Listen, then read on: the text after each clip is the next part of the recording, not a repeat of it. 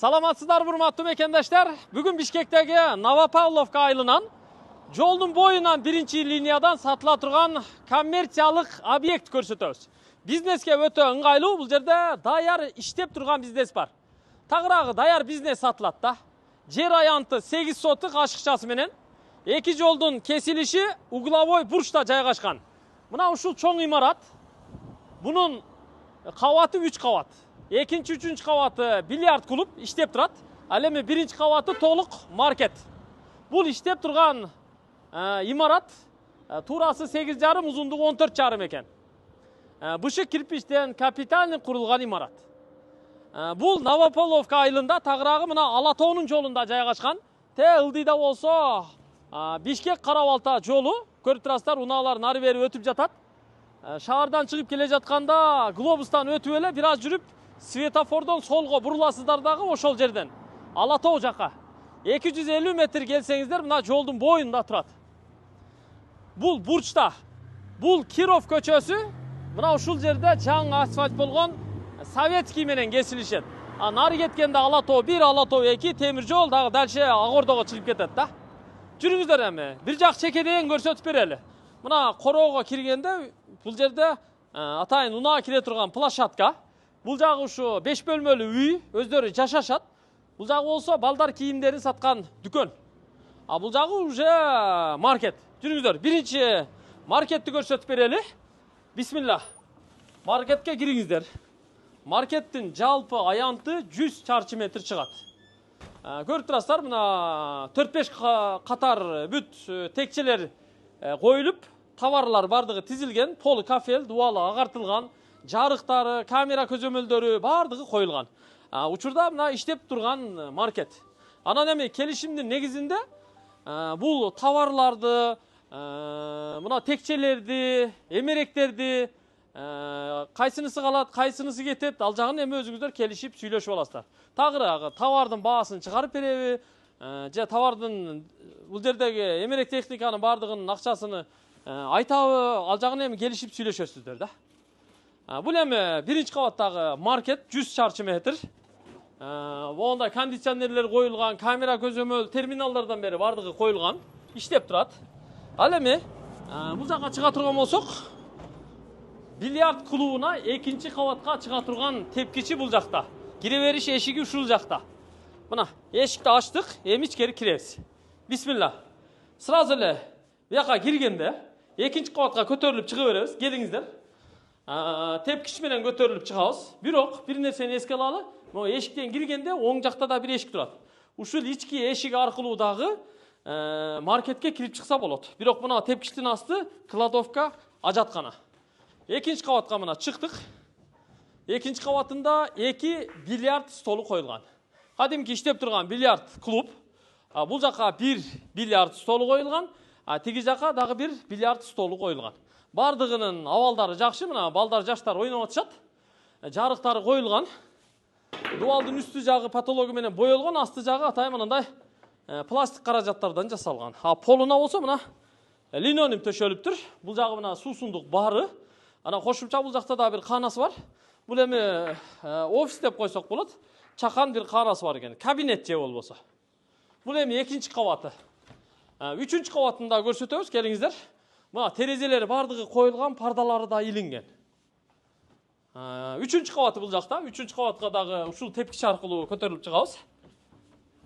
Үчүнчү кабатта дагы, экинчи кабатта кандай болсо, ошондой эле 2 бильярд столу коюлган. Мына чыкканда катар 2 бильярд столу орнотулган жарыктары менен. 4 бильярд столу кышкы сезондо айрыкча жакшы эле акча табат экен. Жайкы сезондо бир аз солгундап калат дейт, кышкы сезондо аябай толот экен да. Бул жагында терезеси бар. Кондиционерлер коюлган, жарыктары менен. Анан мына жакта бир чакан эс алуу бөлмөсү бар. Бул эми сүйлөшүп отурганга жакшы экен. Анан мына жакта терезеси турат. Терезеден сырт жакка баш багып көрө турган болсок, бул негизи эки көчөнүн кесилиши угловой. Мына ушул бурчта турган үй, көрүп турасыздар, трансформаторго чейин ушул жер угловой 8 соттук ашыкчасы менен экен да. Азыр ушул үйдү, оң жактагы короолорду бүт бардыгыны сиздерге көрсөтүп чыгабыз. Бул жерде суу, свет бар, анан газ дагы келиптир. Ушул туугандар. Жүрүңүздөр эми ылдыйга түшөлү. Үйдү, тигим балдар кийимдерин саткан дүкөндү баардыгын көрсөтүп берели. Алыстабай туруңуздар. Мен баасын айтам. Баасы жалпы ушул объекттин сатылышы туугандар. Койгон баасы $550,000 кеми бар. Эми $550,000 деп атат, варианттарынын арак берагыны карап келишип сүйлөшүп аласыздар.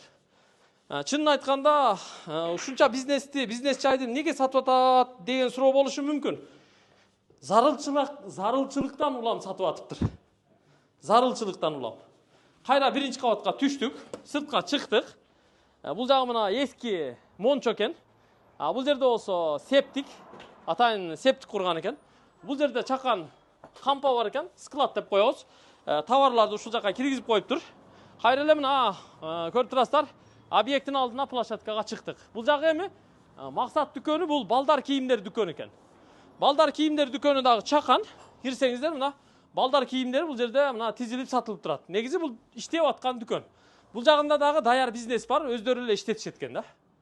Көрүп турасыздар, балдар кийимдери бул жакка мына швейный машиналар менен, тигүү машиналары менен бардыгын коюп алышкан. Бул жак болсо мына үй. Азыр үйгө киребиз, үйдү толук көрүп, анан нар жагынан айланып короону дагы көрүп чыгабыз. Жалпы ушунун баарын $550,000 сатууга койду да. Бисмилла, жүрүңүздөр. Үйгө кирели.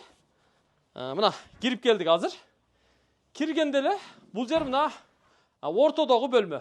Орто бөлмө деп койсок болот, Анан эшиктен киргенде оң жакта атайын телевизор коюлган. Бул жерде болсо ушу жылуулук меши, электр тогу менен дагы 3 фаза бар экен. Көмүр отун менен дагы жылытып ысытса болот. Ал эми бул жакта болсо ашкана. Ушул жакта бүт ушу тамак бышат, балдар үй бүлө менен чай ичишет, бүт ашкана шарттары түзүлгөн. Отопление бар. Бул жагы санузел. Душу менен. Ал эми мына жакта бир бөлмөсү бар экен. Бул спальня, эми кирбей эле коелу. Бул жакта дагы бир чакан бөлмөсү бар экен. Мына кирип көрсөңүздөр болот. Бүт компьютерлерден бери бардыгы коюлган. Эми бул туугандар жаңы үй эмес, бир аз эскирээк үй. Зато жашап турса болот. Бул үйлөрдү бузуп салып, ордуна тетигиндей 3 этаж чоң зданияларды, чайханаларды, маркеттерди, жанагы чоң бизнес имараттарды куруп койсо өтө сонун болот. Кафелерди куруп коюңуздар. Мощный болот буюрсачы. Анан бияка азыр чыгып кетебиз. Келиңиздер. Мына жакта да 3 бөлмө бар экен. Анда көрсөтүп коелу. Бул жака киргенде бир спальня бар, бул чакан. Ата-энелерге же болбосо балдарга. Ал эми анын карама каршысы бул жакта болсо дагы бир чакан бөлмөсү бар балдар үчүн. Андан сырткары мына төрдө бул жакта бир зал, мейманкана, тойканасы. Бул эми чоң бөлмө. Ремонттору жакшы ремонт болгон, пардалар илинген, эми конок келгенде ушул бөлмөгө киргизип коноктоп анан узатышат экен. Бүт туш кагаздар менен жасалган, потолоктору да жасалган, килемдери салынган, стол стулдар коюлган. Үйдүн ичи ушул. Ошо бул үйдө 5 бөлмө бар. Кухнясы, ашканасы менен 6 бөлмөлүү болуп калат да. Эми биз мына үйдүн аркасында да короо бар экен, ошол жакта көрсөтүп коелу. Ал жагы эми туугандар, келиңиздер мына. Бул жакка атайын тапчка коюптур. Чыктык мынакей. Бул үйдүн короосундагы бир катар көрүп коелу, Бул жагы эми туугандар сарайлары менен, төрдөгү биз аркасынан көрдүк, ал мончо. Эски мончо иштебей эле турат. Бул жагы болсо мына навестин асты сарай, мал кармаса да боло турган кылган экен. Акырлары курулуптур. Бул жак болсо очоккана жайы, бирок очок курулган эмес, төрүндө көмүр канасы менен. Бул жер мына навес, асты тапчан. Бул жагы эми мынау эшик турат. Эшиктен чыкканда трансформатор жака, көчө жака чыгат. Буякта болсо сырткы ажаткана, андан жагы болсо дагы көмүркана, отункана. Бул жагы чакан бак. Көрүп турасыздар. Бул жагы мына дуалга чейин да, жолго чейин. Бүт бир катар айланып чыгып көрүп атабыз да. Келиңиздер. Ушуну $450,000, $550,000 сатууга койду да. Эгер жаккан болсо, акчасы бар, көзү жеткен, курулуш кыла алган, кийин бизнести улантып иштетип кете алган адам болсочу, бул жерди вообще күлдүрөтсө болот. Эң жакшы жери жолдун бою. Мына бул жолдончу тиги Ала тоого, Ак өргөөгө, Ак Ордого адам өтө көп өтөт, билинбегени мененчи. Мына Ала тоого маршрутка автобустардын канча эмелери өтөт. Мына азыр эле автобус кетти. Суу, свет, Kamera көзөмөл, жылуулук, бүт бардыгы бар. Кондиционерлерден беричи, зима лето. Анан mo советский көчөгө газ келген, газды бирок тартып кире элек. Аны тартып киргизип койсо болот. Эми бул жерге газ бар, жана чайхана, кафе куруп койсо да болот да. Баарынан бириктирип 550 миң долларга сатууга коюп жатат. Документтери баары бар экен, так экен. Эми аны келип көрсөңүздөр, чындыгында жакса, анда кол алышып сүйлөшсөңүздөр болот да. Көрдүңүздөр, канчалаган машиналар өтөт да. Ушунун баары сиздерге кардар да, буюрсачы. Ушул эми жаккан болсо сүйлөшүп көрүңүздөр. Биз жыйынтыктайбыз. Телефон номерларын жазып койдук экранга. Ошол номерларга чалып байланышып сүйлөшсөңүздөр болот. Эгер мүмкүнчүлүк болсо, бир белди байлаңыздар, туугандар. Насип кылсын. Ассаламу алейкум.